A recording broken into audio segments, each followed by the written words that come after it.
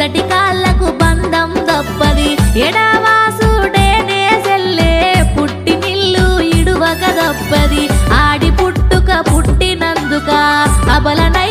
బతికిన